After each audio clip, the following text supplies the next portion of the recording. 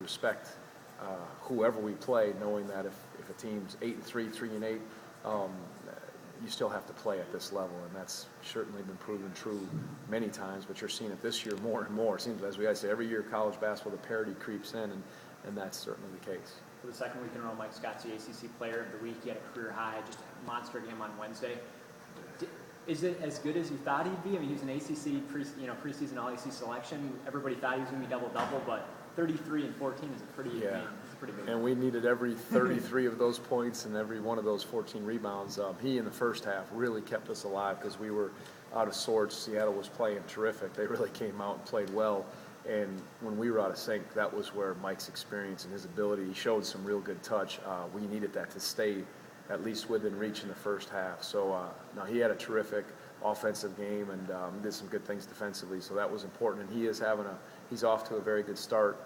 And certainly competition will go up when we get into ACC. And just, every time you step on the floor, now that they've given us a number behind our name, getting ranked, teams are going to even be that much more fired up to try to knock you off. So, again, we've got to play our game and certainly stick to our strengths. But Mike's been a very crucial part of our success this year. Last question I have, just 4 out of 6 guys from your 2010 class are no longer with us. I guess what does that say about maybe college basketball or your program, or what do you think that says about what's going on right now in college basketball? Yeah, you lose a lot of players over the years as a coach. Usually every year it's 1 or 2 guys leave.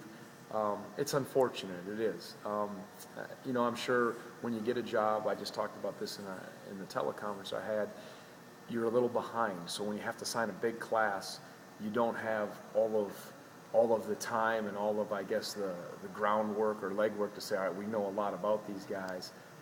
But I still probably would have recruited all those guys again, and it could have worked out differently, but it didn't. And all you can control is how you treat the guys when they're here.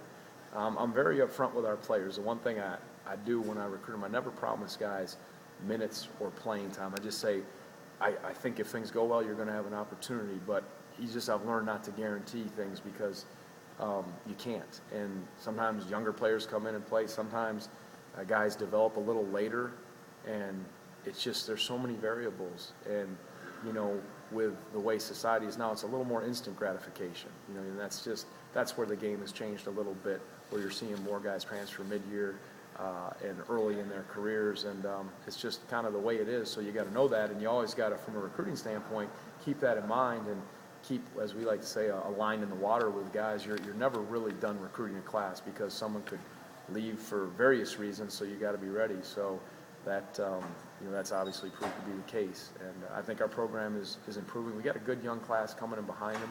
Got some good young players getting great experience this season, so I'm encouraged about that. And like I said, we've got to try to find some more and keep making people realize how good of a place this is. With the recruiting, Tony, will you try to maybe add another one to this class, given that you've lost a couple now? Yeah, if we can find, you certainly will be.